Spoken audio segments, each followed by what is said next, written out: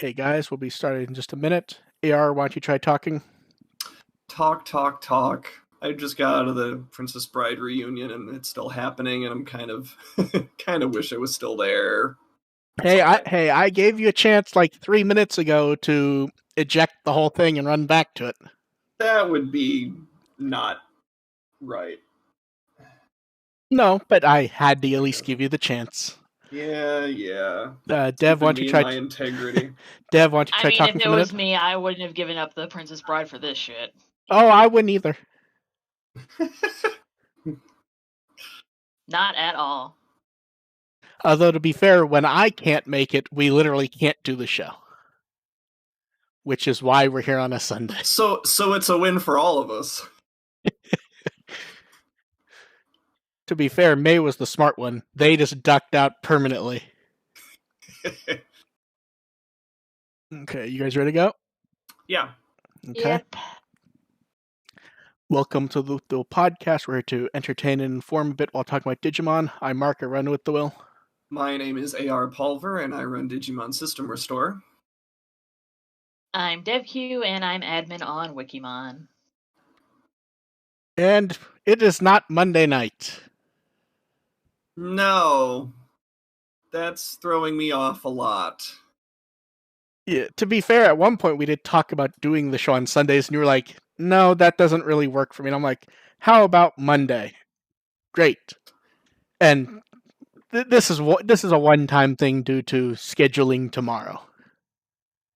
Yeah, I can live with this. Yeah. Monday's fine as long as the Packers aren't playing.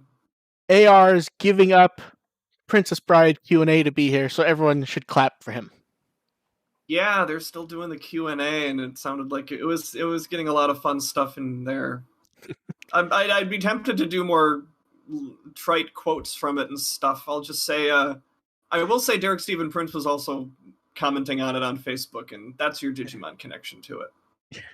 Yeah, I had to fight if the podcast episode title would be a Princess Bride quote, or if that would feel overly on the nose for insulting Joe on his episode and not doing a relevant thing regarding Joe or Gomamon for the Joe episode. I mean, the episode itself kind of did that, so I'd be fine with it. See, that's the weird thing is Same. You are one of the few people who really did not like that one. It's not that I didn't like the episode, it's that I thought it was more average than most. Yeah, but that's what I mean. But I mean comparatively, you generally speaking, people have really liked this episode, and you did not. Comparatively, I have issues with it, but that's what we'll talk about. Yes, and it is Zudomon's Iron Hammer of Lightning, episode 15. It is. I want to ride a Kiwimon. I know, right? Okay, yeah. Let's talk about that cutaway first. Am I wrong, or was that just meant to be Roadrunner?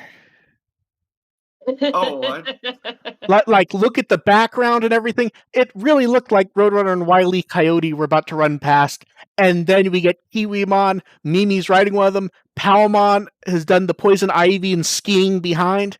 That was that was really Roadrunner and Wile E. Coyote, wasn't it? Was it? That was some Looney Tunes bullshit, and I loved it. It was Looney Tunes bullshit, but I didn't necessarily think that was an intentional homage or anything. I thought it was just a really cool visual of riding a surprisingly large... I didn't think Kiwimon were that large. Well, to be fair, they've never gone with... Size has never been a thing that they've gone with the way people think it is. Absolutely not. No. It was just... Mimi riding a Kiwimon was a highlight. See, I'm still tempted to say it was a purposeful thing, because at first it was just that generic American Southwest Roadrunner Wile E. Coyote background. But then you actually have one of them riding on a bird that's running quickly and one of them skiing behind uncontrollably. It might have been on purpose. The Looney Tunes Roadrunner is bigger than an actual Roadrunner, so I suppose that's a connection. Yeah, those things are tiny. It's like Roadrunners are very small. At the local zoo. Yeah, Roadrunners are small. I will say this: the episode started in a way I actually didn't like, because it felt like they were going up the mountain on Ikakumon. Like that's how the last episode ended. So it's like, oh, they're going to be riding him up to the snowy thing, and it's just Bergermon flying them on the log again. To the next snowy mountain. Yes. So we got Mamon, we got Yukidarumon. It's just easier to call that Frigimon, isn't it? It really is. That's one of the dub names I like better. Although, to be fair, I also like the dub name Scorpiomon better than Anomalakarimon, and that doesn't work. Yes. So the episode. I mean, I'm a slut for paleontology, so I have to stick with Anomalakarimon because I fair. love Anomalakaris. That's fair. The episode starts with our basically basic battle, and Sora gets her leg frozen in pseudo ice virus type thing. I didn't mind. I like that. I like when no. I'm not saying I dislike that. I'm just commenting on it. No, I'm saying that's a nice thing to actually show that there are stakes for the kids, because they do look damn invincible at times, and it is a little frustrating that they're not hit by random lasers that keep flying around above their heads. And weirdly, Memon actually used strategy. Have we seen that anytime recently? The generic villains actually doing something clever? I mean, I think Scorpiomon wasn't too bad in Yamato's episode. I think he was a little more. I guess so, but that came across more of just the thing that creature does, rather than like actually strategizing by causing an avalanche. Yeah, that kind of like hurting the kids, and also having the Yukidarumon kind of like spread out and search for them. Yeah, it's kind of like I eat things. I eat things from under the ground. I mean, if you want strategy, the last episode, the Kuwagamon thing was very well coordinated. True. Like, they had their stuff together. True. And then the kids split up. The I would say probably the oddest flaw in the episode is why wouldn't Yamato be the one to split them off? You just got hit one of the footnotes in my blog post. See that's the thing where it is a flaw, but it's also the general writing contention you always get of there's always going to be something where you can wink at it because it's time for Joe's episode, therefore Joe's the one who's going to be put in the position where blah blah blah blah. That's actually one of the biggest points of contention that I had with this episode, is there seemed like there were too many of those in this episode to nudge Joe in the direction where he's going to have his evolution. This was one of them, and this was one of the lesser ones, because this is also like I actually kind of want to know what Yamato's thought process was. I can actually wave that one away, and that's that Ikakumon's the only one who can actually go down the river and keep them chasing him. Because they can't. They had planned to cross the river to begin with. So Garurumon leaps the river while did he leap the river? I don't believe we saw. I believe it was just got across. It was off screen. They just ended up there. Yeah, that was another note I had. Well, actually. Yeah, I'm not super bothered by things happening off screen because we've seen him do the crazy leaps and everything before. That was a really wide river, though. They found a fjord. There's always a fjord or an inlet or something. Look, man, I remember in the damn book The Hatchet when he found the bag with all the crap in it, and people are still upset about that 30 years later. I hated The Hatchet. Oh, I liked The Hatchet. That was a good book. That was one book I did not enjoy at all. To be fair, I can't explain it. To be fair, that was not an assigned had to read it book. That was one where I saw it, I'm like, maybe this would be good to read, and I ended up enjoying it. Yeah, that was definitely a sign for me. And then we had to read the sequel, which is like, well, what if it was more depressing? Oh no!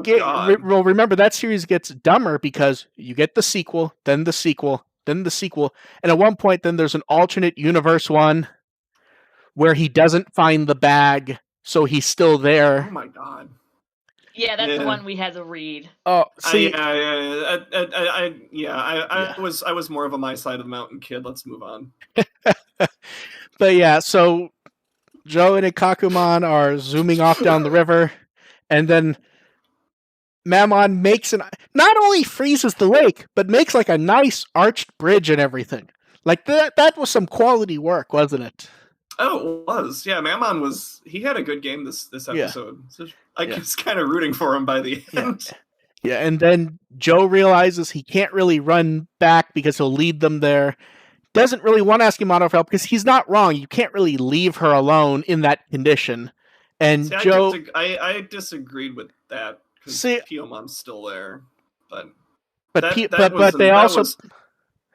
they also set up earlier in the episode that Piomon's exhausted, so Piomon can't necessarily defend Sora if something pops up.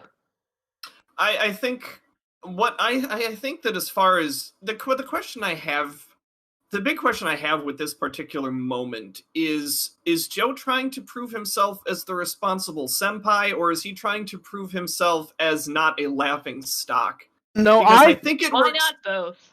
No, well, I think it works better as the former because I don't think he actually believes that the others consider him a laughing stock. No, I don't. I saw it more as he was proving to himself that he was that he could hold his own like everyone else has been doing, and that when push came to shove, he would do what needed to be done. At the same time, the responsible decision, like if he's actually going to be responsible senpai, is to at least say what's happening. What Yamato does, he's not asking for help. He's not saying, Yamato, come bail me out of this. I'm saying he should at least tell Yamato what's going on, and Yamato can make the decision for himself. Well, but I think that's the point. If he tells him, he will show up to help, regardless of him being a jerk ass or not. The point is, he's more concerned about the other person. But I'm not saying that's right, but here's the thing. We're also going back to them being kids and us wanting them to make the bad decisions that a kid would make. Oh, I'm not saying it's a bad decision. I'm saying that, he reports that, and Yamato probably does go try to bail him out, which I think would make the scene work better, because then Yamato would show up just in time to see Zudomon taking care of it himself. Yeah. And so then Yamato actually gets to see it, and maybe he's not back to being a joke at the end of the episode. Yeah, see, you have all this handled. See, I think it works better if it's Joe doing it for himself and it's no one else is involved. It's just Joe. Well, it is. He absolutely does need to handle it himself, and I'm not saying that Yamato actually gets the opportunity to interfere. No. I know what you're saying. I know what you're saying. I'm saying I think it's about Joe for Joe. It's not worried about if anyone else understands. It's him doing what he needs to do. And that sort of rubs me the wrong way, because that does seem like it's a little irresponsible to do something for himself when it should be more of a team first thing. I think that's why it has to be for himself, though, is because he has been sort of puffing his chest in front of everyone, so this time he's not worried about it. And yes, you could argue Yamato popping up has no actual involvement over what Joe decided to do, but I think there's something to be said that he did it to simply do it, and not because everyone else will then praise him. Yeah, I think you could have had. I also think that part of his crest is having faith in himself and his friends having faith in him that you can handle yourself. But here's the thing. I think they already showed in the episode that they have faith in Joe. They trusted him. They do. Yeah, there is no question that even Yamato trusts him, because Yamato easily could have come up with some other plan that made sense. He's trusting Joe to keep them away long enough for them to help Sora. Which also would have worked if Joe had, reported what's going on. It's like there's Mammon's coming after me, and left it there. Yamato also could have not showed up and said, and when asked about it later, just said, I knew you'd take care of it. I'm kind of okay with it how it was, to be honest. But see, the other issue is then we had the plus, which was the Zudomon scene, which might have been the best evolution scene we've gotten. Oh yeah, easily, definitely. Yeah. I was surprised. I was not expecting that. They put a lot of fucking effort into that one. Mm-hmm. This is because most of them we haven't seen. The Palmon ones we've gotten some energy to, but this one was kind of, especially since I think the Gomamon to Kakumon one I said wasn't all that great. And this one was just fantastic from beginning to end. Oh yeah, this was by far my favorite. Yeah, and then we got the hammer separate with the lightning coming down, almost doing the Thor thing, which was done separate. Badass. It was good. Then Sora's fine. Bergermon shows up in another pseudo, not really evolution scene, and then we get the end, which is they're back. The other group is in Tokyo. Which kind of, to me, that kind of overshadowed things a little bit. You know what the interest? I didn't really. I think that's kind of stole Joe's thunder away. Is that little cliffhanger at the end, because that's a, it should be a big talking point. Yes. I think the interesting thing about the way they've been doing these cliffhangers, it is the one thing season 1's dub actually did tweak, which was moving stuff around, moving stuff from the beginning of one episode to the end of the other to give cliffhangers like this. I wish I'd asked like Nimoy or somebody about this, whether they did that as an intentional cliffhanger or whether they did that because that was around the Puppetmon episode where they needed to censor a bunch of stuff, so they might have had to add more to that episode. As I remember, they did that a number of times towards. They did I want to say they did it twice or 3 times during the Dark Masters arc, but the Puppetmon episode was the big, the really obvious one where they finished off Metal Seed. I remember seeing real media clips of that. Yeah, but yeah. So we get the Tokyo, and we have episode titles. Hooray! So we actually got the the English title for episode 16, The Jet Black Shadow Invades Tokyo. And then from guide listings, we also have we're not going to go over the synopsises just because people can discover that on their own. But so the episode title for 17, Last Battle in Tokyo, Orochimon. And episode 18. Yeah, I wonder who's going to show up then. Countdown to Tokyo's Annihilation. I'm going to go ahead and spoil something here. I'm going to go ahead and guess. I'm going to go ahead and guess that Tokyo will not be annihilated. I know, crazy. Yeah. Crazy, but I'm going to go ahead and guess that. Saved thanks to the Powerpuff Girls. The day is saved thanks to the Powerpuff Girls. So, AR, your thing isn't up yet, except for your Patreons. What did you end up giving this one? This was another B+ for me. Which people say hated the episode is like it's a B+. Well, I'm saying hate comparatively because overall, looking around, people have generally seemed very positive on this one. I think the general consensus seems to be A-, so I'm not too far off. Yeah, but you gave the Sora one like a B+, didn't you? No, the Sora one was a B-. Oh, okay. Yeah. Which one was the B? Was the B+, the Wergurumon one? There was a few B+ here. I can pull it up here. B+ has been generally the mainstay for this season, which is fantastic. Yeah, I think Tamers and I think Tri were the only ones that actually kept up that average. So that's the kind of what you're saying. We're setting here. So what you're saying is you think this is the best season of Digimon ever? I mean, grade-wise, yeah. It's hard. I mean, honestly, if you look at the production of it and the way they're telling the story and how, we have our issues with the character, we have the way that with the issues of the character development, but it's still only episode 15. There's plenty of time to catch up on that. So I could very easily see this being the best season ever. I think that's extremely easy. Yeah. I think that should be the expectation, honestly. Yeah, it's going well so far. Among the Perfect Evolution episodes, Yamato's episode and Koshiro's episodes were the other B+. See, I'd say I think the Koshiro one was much better than the Yamato one. Yeah, I not so much for me. And then Taichi's was lower and Sora's was lower still. Okay, that makes sense. What did you say you gave Mimi's? Mimi's was an A. Okay, that's that was hovered between an A and A-, but it's just so damn pretty. Yeah. It is. It Like is. I never expect to feel bad for Gardramon because I usually don't give that much of a shit about the machine types. Yeah, I mean there's so much Ghibli in there, and I love Castle in the Sky. So Yeah.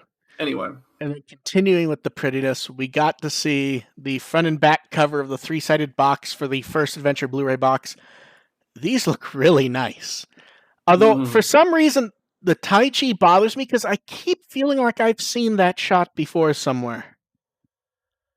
Like with him jumping with the fist up, I don't know. Something about that seems very familiar to me, and I don't know why. Because it is new art, but I think we've seen Tai Chi jumping with a fist before, but not from this angle. I think it was on the a similar shot was on the CD with all the like it was like that multi-season CD that had like all the goggle heads kind of like jumping up towards the sky or something on it.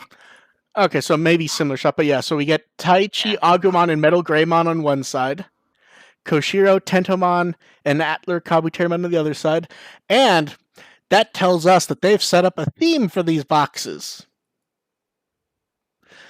Because the interviews included just happened to be with the actors for Tai Chi, Koshiro, Agumon, and Tentomon.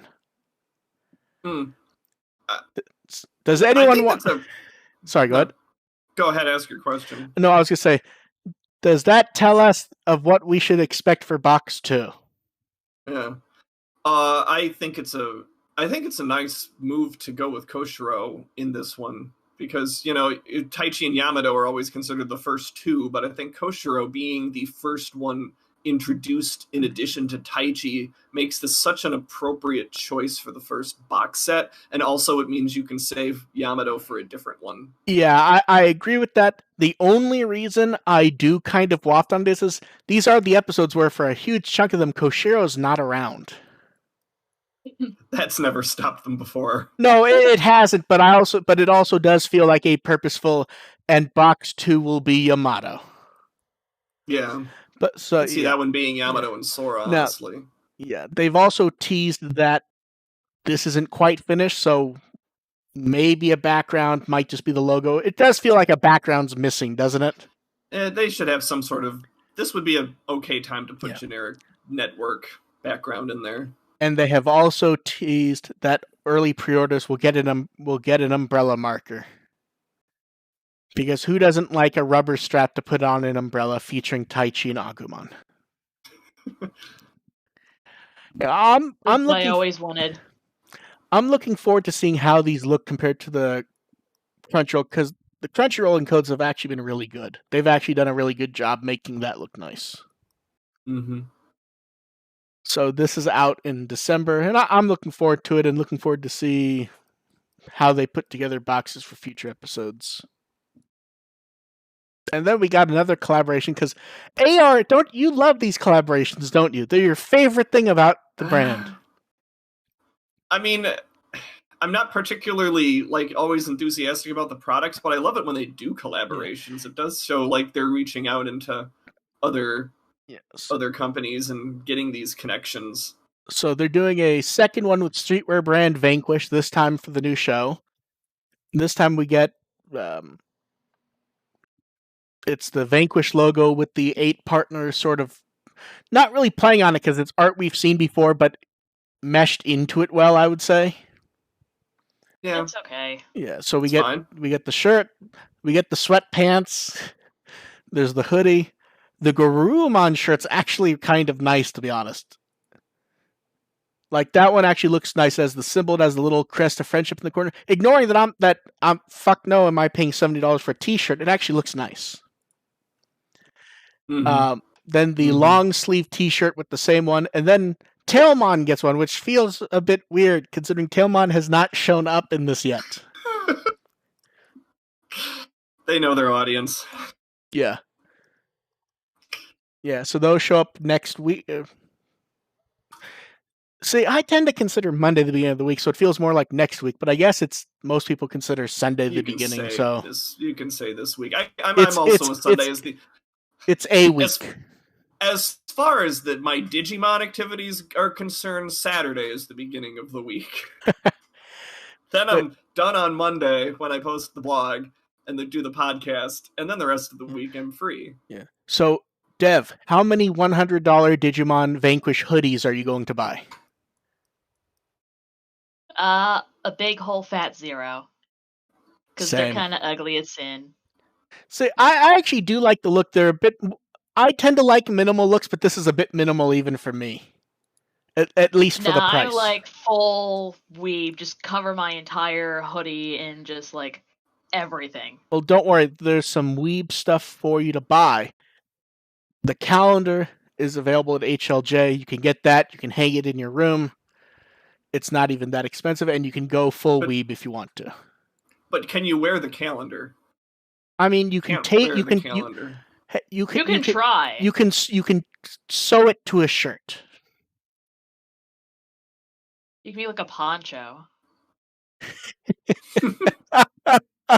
You could make it into an umbrella and then put a rubber strap onto it. So on top of the calendar, we got to see the sprites from the Digivice version complete for the new Digimon from Kazuna. They actually look really nice. I'll say that. I'm generally not the hugest fan of the larger sprites. These actually look nice, I think. I mean, the larger sprites are allowed to have a little detail to them, and you need that. You kind of need that detail for the Bonds one. To be fair, we're gonna see those soon in the Pendulum Z, so we'll get to see how that looks.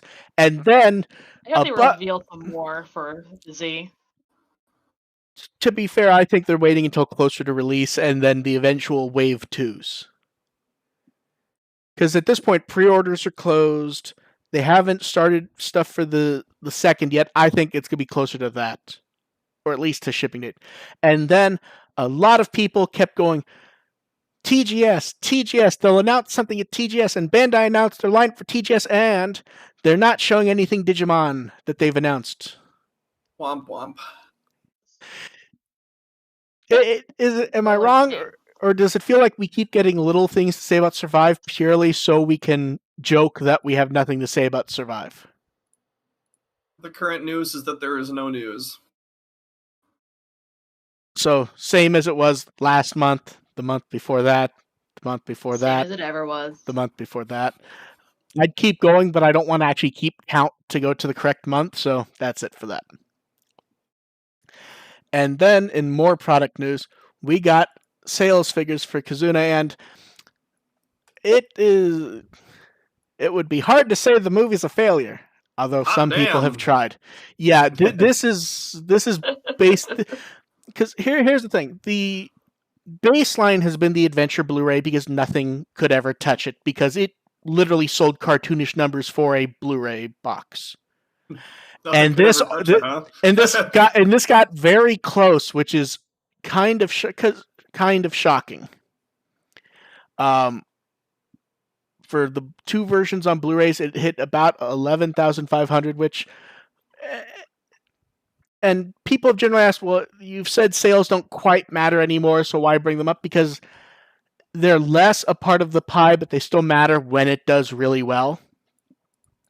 It's sort of like when I was saying Tamers sold 2,000.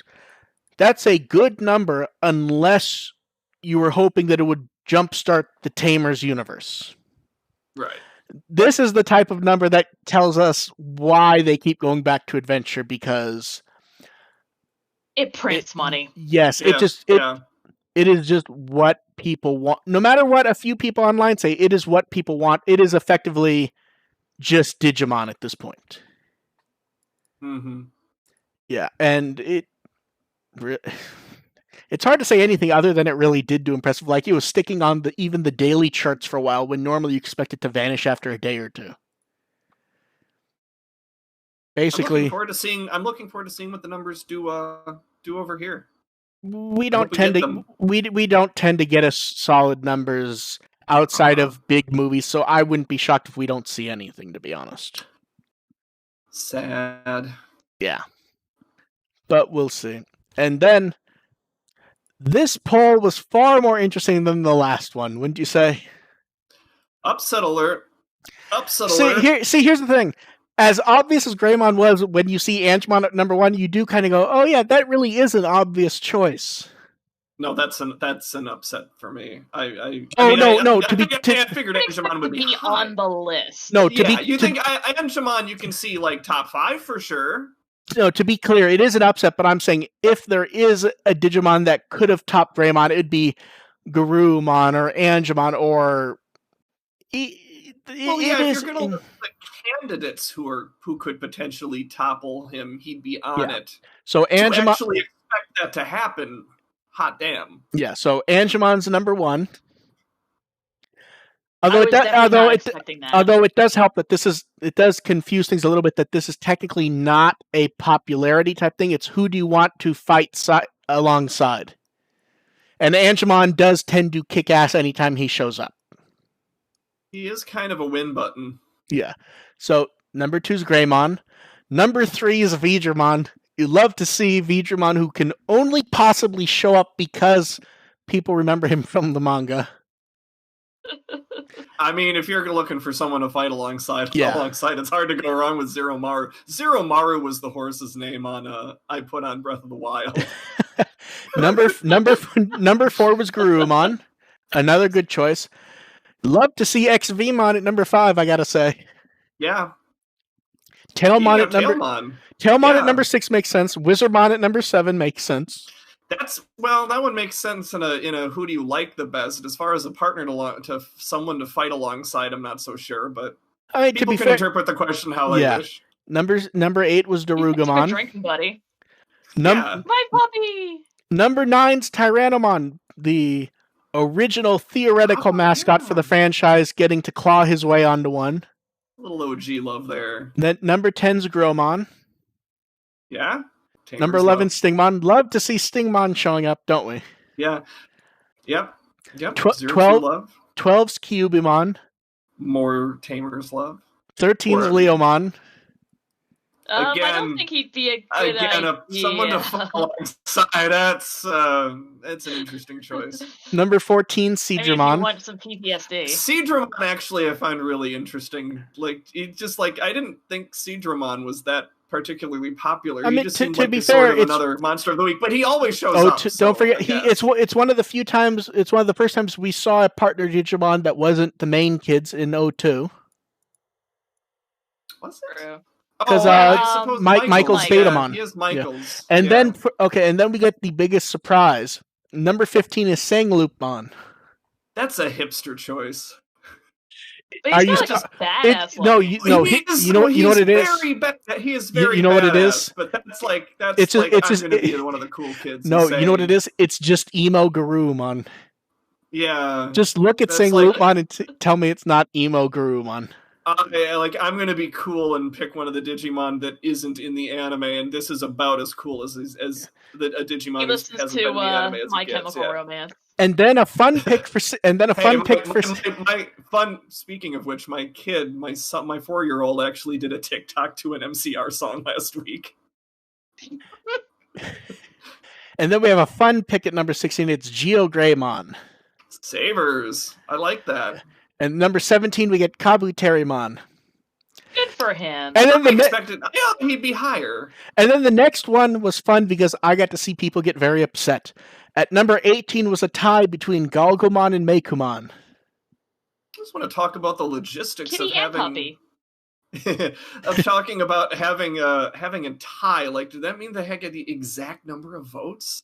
That's kind of impressive. It appears, yes, that is what it means in this context. I don't know if they normalize numbers in any ways, though. Yeah. They could round them for all we know, but yes, it does mean a tie. Yeah, that's just astounding probabilistically. And then number 20 is Galgamon. That was my vote, and I'm so stoked that he got on there.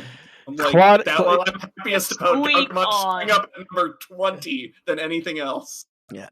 And then the perfect one's still up for another few days. Do you think we end up getting a surprise with something like Holy Angemon winning? Or do you think Metal Greymon just crushes everything at this point? It's hard to say. Yeah. Maybe it would be a Rise Greymon. Rise, he did rank pretty high in that one poll. Yeah. Yeah. And then we have contests. who likes contests? 2,500 people will win multiple 0-0 English promo packs, along with half-deck sheets, which are basically, cards you can rip off that aren't meant to just to play around with. Mm-hmm. Plenty of those. A few figures, the ultimate image of Omegamon X, Digivolving Spirits of Alphamon and Atler Kabuterimon. That will be interesting. 2,500, there's good odds there, I think. Yeah, that's just to get a few in circulation there. Yeah. And that was technically where they announced the 0-0 promo pack, I think, because I don't think they had said anything about that. But we get more card game stuff. The previews of the box toppers included showing the Tamer art cards, which are the ones from sets 1 and 2. And they said these will not be in 1.5. No real surprises here. Mine is that a lot of people still seem surprised that they're using the English names. I'm surprised. I'm not disappointed or mad or anything. It's an interesting choice to me. Yeah. We kind of talked about that last week. Yeah, and then part of me's happy about it. I like the dub. And then the other ones, we got to see better images of the magazine cards, which no real surprises there, but they said those will be in 1.5 also. And then Fun Digica started a tournament to find the best color. I'm curious to see the logistics of that because it looks like they're just doing a very basic thing, so I'm wondering if they'll finish and then they'll go back around and keep doing it a few times. A round robin between all the different colors. Yeah, so we will see, and more card game news will no doubt pop up. And then we get artwork. So we get the social art with Zudomon from the Digimon web account, with Zudomon looking very happy. Kenji Watanabe was so good. Yeah, Kenji Watanabe doing yet another amazing piece of art with Zudomon. Not nearly as happy in that one. No. And then Betamon X was added to the reference book, which we've seen the art before, but worth showing off. Well, now it has like a little background to it. No, it had that before. It was just duller in color. People went and double checked. It just was harder to see the background. And then we have questions. So you guys in the chat can start throwing those up while we look at the ones that were sent in ahead of time. Someone wants to know, isn't the movie Blu-ray selling so well in Japan, showing that's casual fans and not hardcore fans who like adventure? Casual fans don't generally buy discs in Japan, minus the occasional discounted thing for kids. They aren't buying the basic Blu-ray, $60. The deluxe is about $90. Casual fans aren't buying it. Are there digital options for Kizuna in Japan? It didn't look like it was available yet when I looked, but the problem is trying to search for it when your iTunes account will not let you switch to Japan at the moment because you have gift card balance. Meant that I was searching Google and it wasn't popping up. So it appears it is not there yet. Then someone wants to know, how do we think Adventure : will do on Blu-ray and DVD? I assume they mean Japan. I would assume not that well, because it just that ongoing show discs just generally don't sell well. They're basically there for marketing. Like even Dragon Ball Super, I think, was doing 500 or 600 copies because most people are buying figures, and it's generally just the hardcore fans buying discs. Most people are just buying something else. They're doing the disc because it will sell enough to be worth doing and to look nice, which is, like, for example, why the diehards are going to wait for the whole thing to come out. Yeah. No, diehards generally aren't going to buy it. Oh. They're going to buy the figures, the merchandise. They're not going to buy the discs in general. They may get it if there's a price down box in a few years. They might, but that's why, for example, Atmon was DVD. They expected less hardcore fans to get it, so it just wasn't worth doing for them. That's fair. Yeah. The question from Juggernaut is, can we put up YouTube Super Chat so they can pay us? We can't do that until we hit a certain subscriber number. So subscribe and tell other people to survive. And then I will have to figure out how to also dole out that to AR and Dev if we get Super Chats. Yeah. Yeah. I want a piece of that. I But- can be bribed with candy. But yes, once there's enough subscribers, we will enable super chats. But Wow. that's still a bit far off, and then I will have to figure out how to dole that out properly so that, yeah. Ramon wants to know. Ramon wants to know. Do you want to ride on a Kiwimon like Mimi did? It did look very comfortable, to be honest. I mean, when you live a little. Yeah, I guess. yes. Yes, I guess I would ride the Roadrunner through the American Southwest. And then someone said, "Do we have TV you watch weekly outside of Digimon?"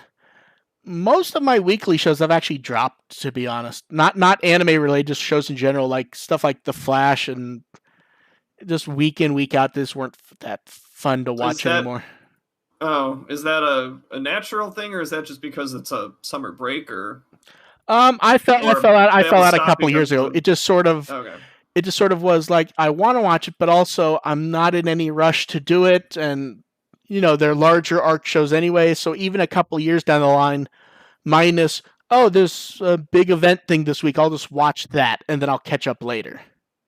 Yeah, I don't watch. I just sort of not been out of the habit of watching weekly shows in general. Like the last thing I watched weekly on the regular was the last season of Game of Thrones, and that was a weird experience. The only thing I'm watching weekly at the moment is Star Trek Lower Decks. There isn't really any series that I watch weekly. It's just like occasionally, if I'm home at the time, like I might throw on like the DIY network. Yeah, but that's less that's more background. That's background noise. It's sort of like when we'll have Food Network on once in a while, and I think we've been sort of getting our current background show, and we're not really trying to pay attention, is just watching old episodes of Cutthroat Kitchen on Food Network. Did you finish The Mentalist?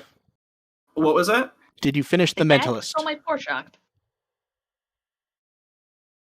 Dev, you go first. The cat just stole my pork chop. Like, oh, okay, I get it. Okay. Cat stole her food. I was asking, did you finish The Mentalist?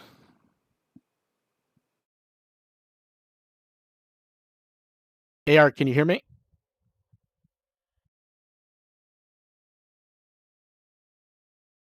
I'm wondering if the call disconnected. Dev, can you hear me? I can still hear you. AR, can you hear me? He dropped. Yeah, it looks like he dropped out. And he may be popping back up. AR, can you hear me now? No, I could hear you the whole time. Yeah, you dropped that. You couldn't hear me. No. So comment one was I made that joke about Cutthroat Kitchen immediately when DevQ said the I heard pork chop. I thought that was a Cutthroat Kitchen joke. I think the cat stole her pork chop. Yeah. Okay. Yeah, she literally ran off with it. It wasn't Alton Brown. Okay. Now for the important question. Yes, we finished The Mentalist. Did you actually go through the whole show, or did you just end at the obvious moment? Okay. Yeah, I didn't make it to the whole thing. Yeah, we understood what you said about it. Like, yeah. Oh, yeah. Yeah, it's like it's a shift. Yeah, and we've talked about it before, is that a lot of times the reason someone will drop out of a show is they go, I effectively agreed to watch show X. It is now show Y and just happens to have the same characters in it. Yeah, and even those started to drop off a little bit. Yeah, so, I think I lasted 3, 4, maybe 5 episodes of the quote-unquote new Mentalist, and I just went, it's not that I dislike the show, it's just not what I was tuning in to watch. Yeah. And Ramon wants to know, well, before this, last chance for anyone in chat to throw in questions. Ramon wants to know, are you watching The Mandalorian?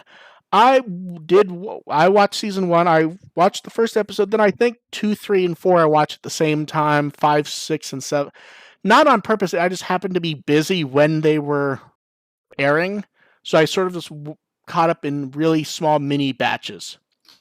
Mandalorian is one of the shows that's on our list somewhere, but we're not all that excited about it. Here's the thing. We like Star Wars, and and all that. It's just that we're not really like enough to get into the supplemental materials for it. Like I haven't seen, like I don't watch anything beyond the movies, which includes including the animated series. Like I haven't seen Clone Wars or anything like that. So getting into Mandalorian, as good as I've heard it is, is just sort of an ask for us. So here's the weird thing. It's very good, but it's also kind of bland.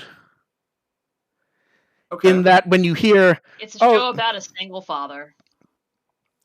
See, I don't see that appeals to me. See, the problem is I like it when it's Star Wars, but they get a little more human like that. They kind of don't, to be honest.